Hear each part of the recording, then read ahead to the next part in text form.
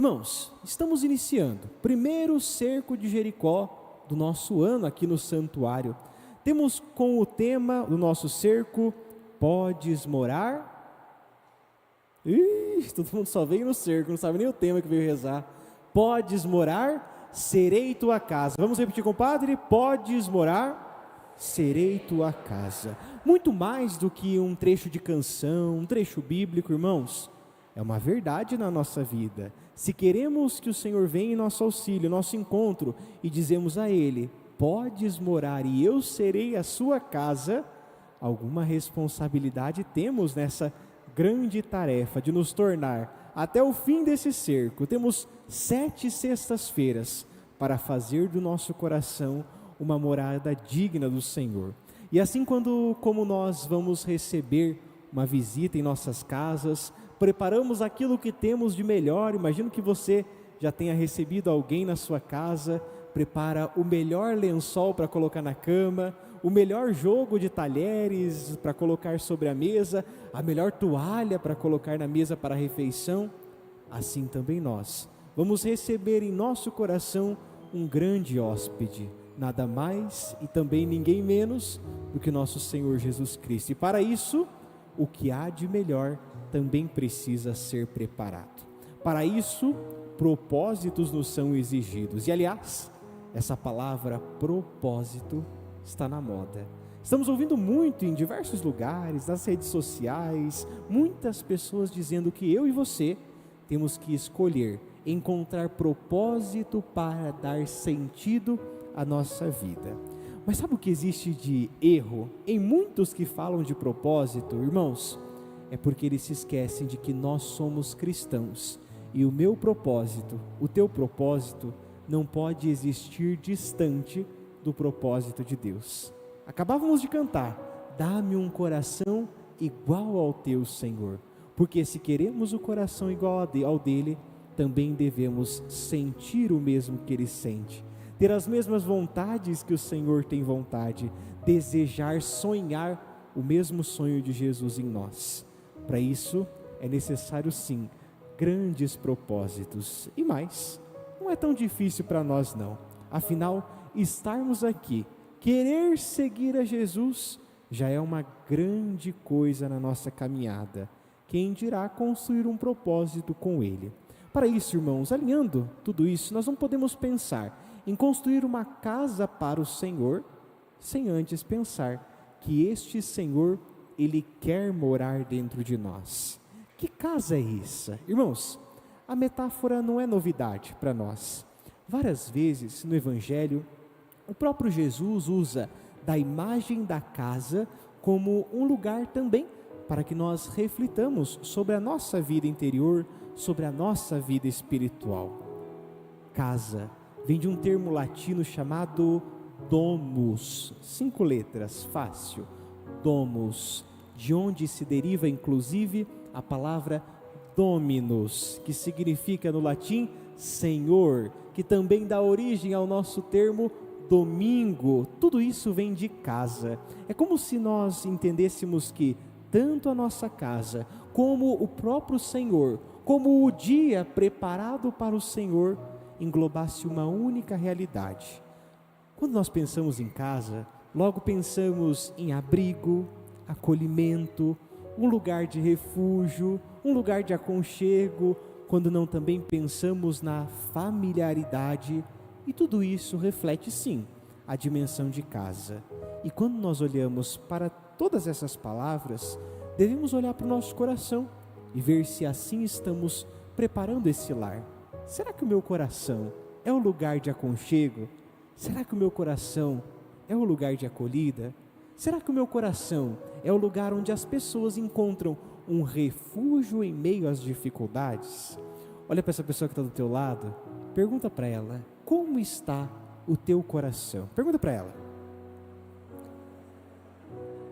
E escuta o que ela vai te responder, não é só pergunta não, o que ela te responde? Veja aí.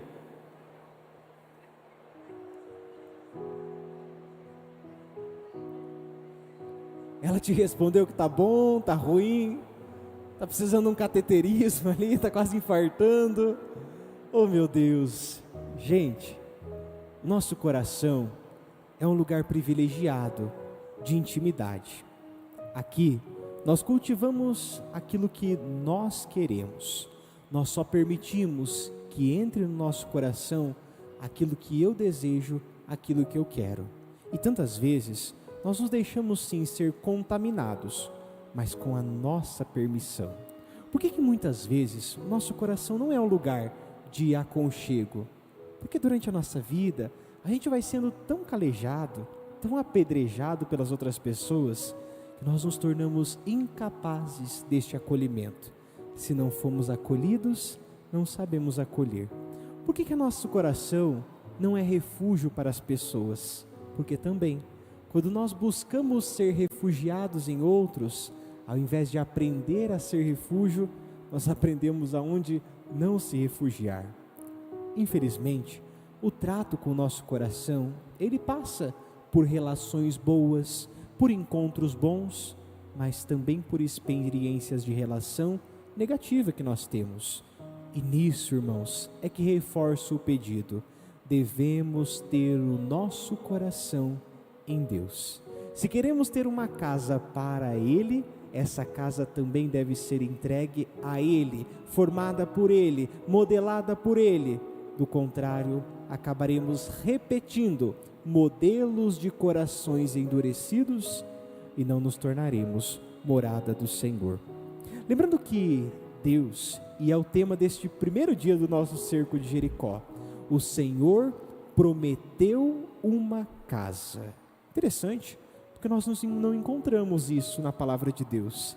Não encontramos essa frase em específico em nenhum livro da Bíblia, mas é uma certeza que todos nós temos. Vamos à igreja, dizemos, estou indo para a casa do... Quando nós estamos com momentos de dificuldades lá na nossa casa, fala, Senhor, vem morar aqui. Usamos dessa imagem, portanto, o Senhor promete, o Senhor também cumpre. Se Ele mesmo quer entrar em nossa casa, Ele fez uma grande promessa em nossas vidas. Ele também vai cumprir. E sozinho, irmãos, nós não poderemos. Temos de confiar na promessa do Senhor, que quer habitar em nós. E a promessa de Deus, muitas vezes nós a tratamos como causa, quando na verdade a promessa de Deus é efeito. Eu gosto dessas duas palavras. O que é a causa? É tudo aquilo que me leva a. Já o efeito é aquela finalidade última, sabe aquela chegada, aquela linha demarcatória. Por exemplo, quando nós queremos conquistar algo na nossa vida, temos várias causas que nos levarão a um efeito maior. Ah, padre, meu celular está todo quebrado a tela dele, eu preciso comprar um celular novo, está necessitado, a câmera dele, eu tiro foto, eu estou saindo até bonito já, de tão feio que está a foto, né?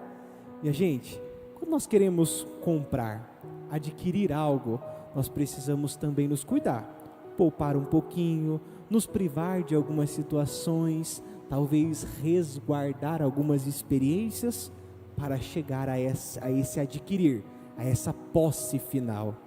Na nossa vida com Deus, funciona da mesma forma. São efeitos que me levam à causa final. O nosso coração em Deus é a causa.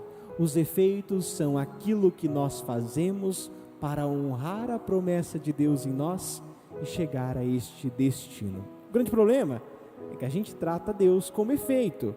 E aí nós queremos a todo custo que Deus cumpra a sua promessa em todos os momentos. E vamos colocando diante de Deus promessa em cima de promessa. Deus não é bom, tem que me dar. Deus não é generoso, então tem que conceder. Deus não é amor, então tem que me amar e me privar das dificuldades. Não, irmão.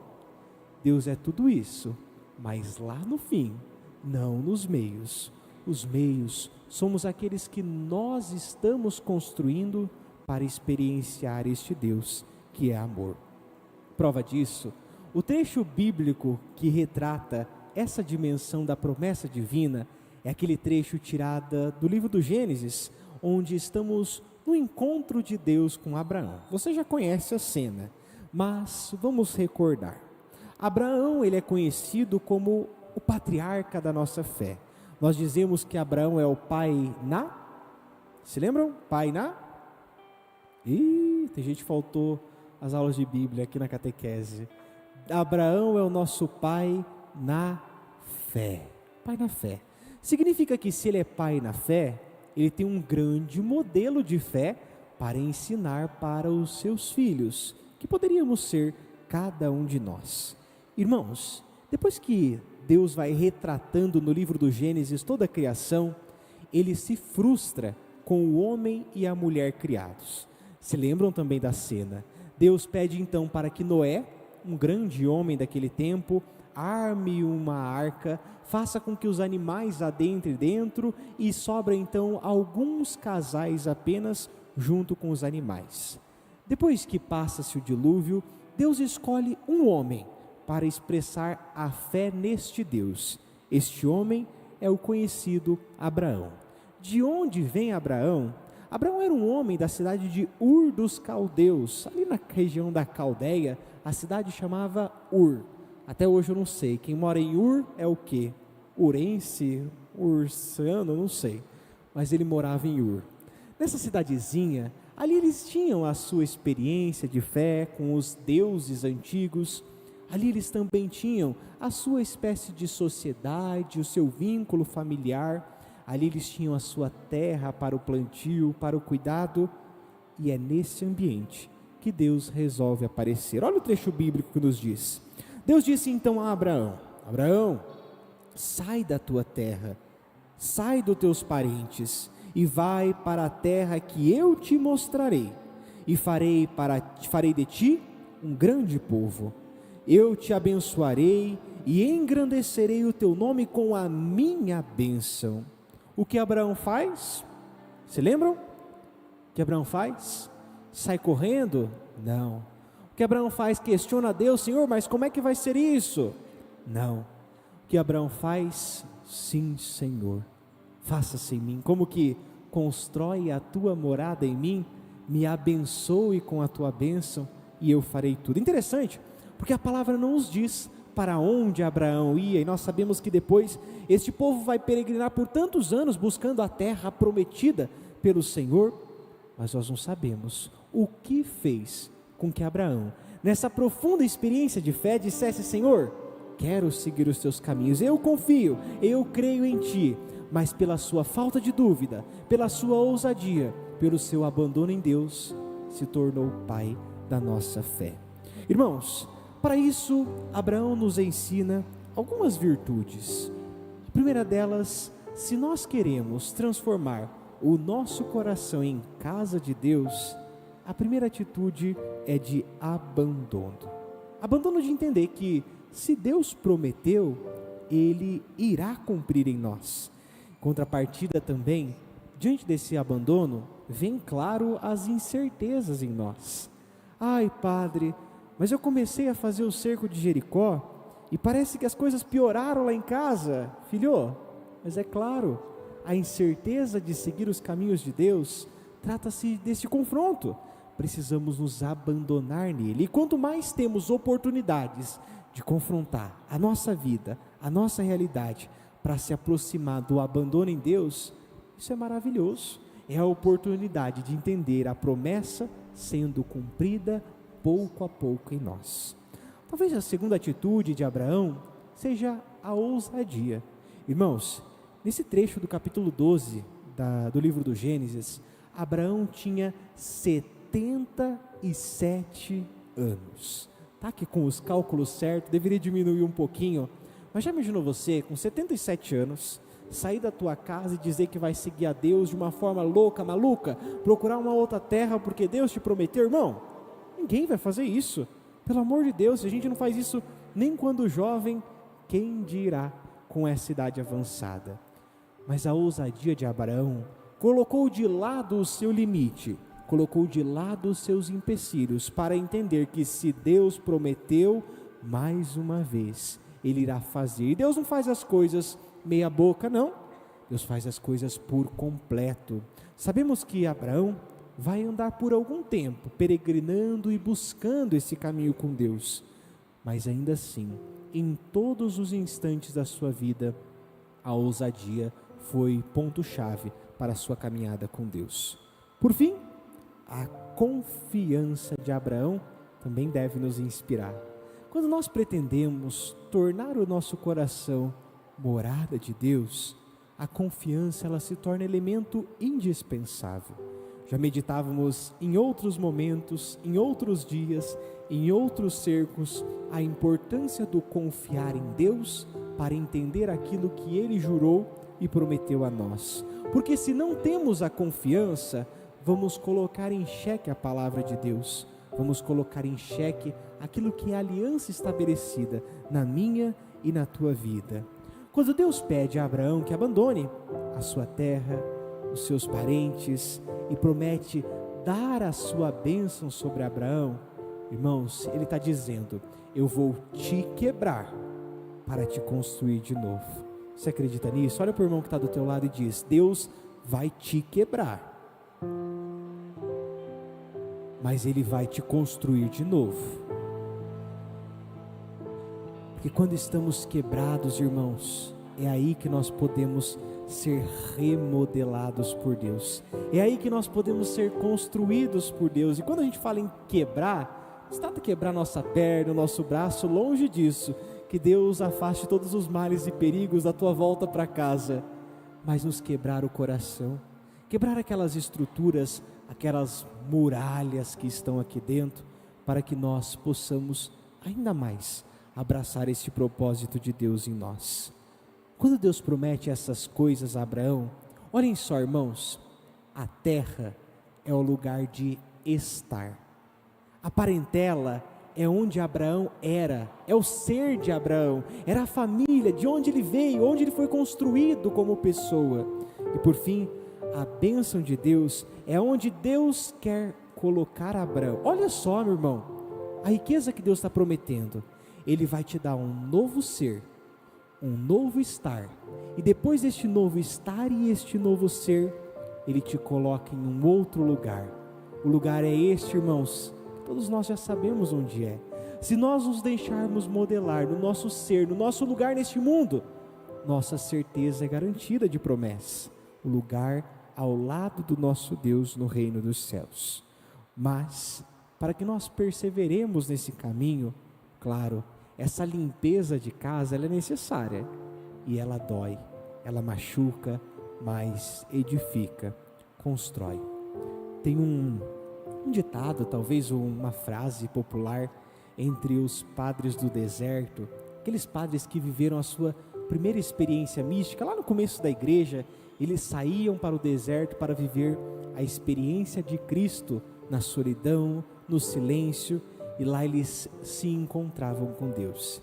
Eles têm uma frase que diz assim: se você quer manter limpa uma cidade, comece primeiro varrendo a sua casa. E é interessante, porque quando nós olhamos para o propósito de Deus, para a promessa divina, nós também confrontamos com a nossa realidade.